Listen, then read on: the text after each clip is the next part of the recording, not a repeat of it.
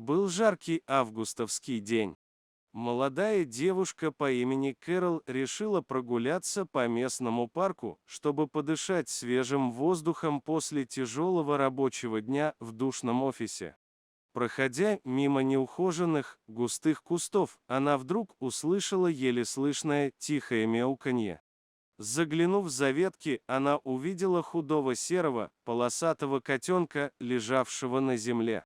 Маленькое тельце малыша было покрыто назойливыми мухами, от которых бедняга уже не мог отмахиваться, он был обессилен.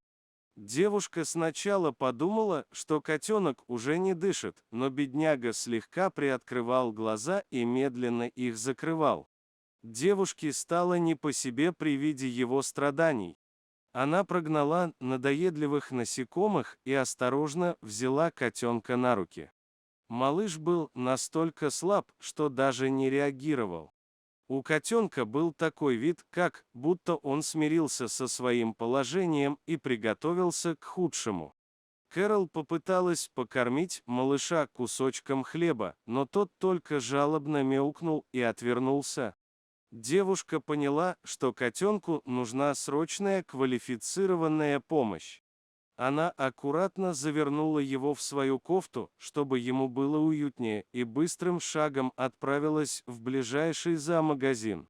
Там она рассказала о найденыше работникам. Вместе им удалось влить в котенка немного воды из пипетки и немного накормить специальным кормом для ослабленных животных. Жаль, но это не сильно помогло. Малыш все так же находился в плохом состоянии.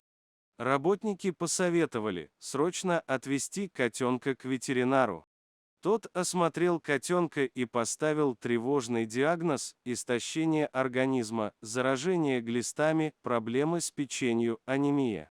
У бедняги также были серьезные травмы лап, видимо, от побоев. Требовалась неотложная операция.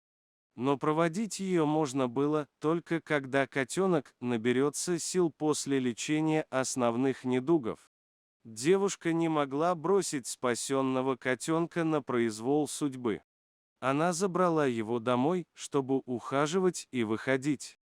Спасительница кормила малыша с ложечки питательными кашами, делала уколы от глистов и анемии, регулярно массировала лапки, чтобы стимулировать кровообращение. Постепенно котенок набирался сил и уже сам начал проявлять интерес к еде, он принюхивался к разным запахам, мяукал, когда был голоден. Через 2 недели заботы и ухода настал день операции. Кэрол волновалась и не находила места от переживаний, но все прошло успешно.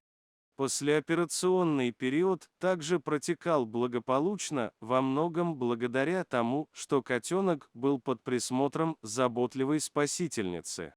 Даже испытывая боль и дискомфорт, малыш выражал Кэрол благодарность, терся об нее, мурлыкал, обнимал лапками, в буквальном смысле не хотел ее никуда отпускать.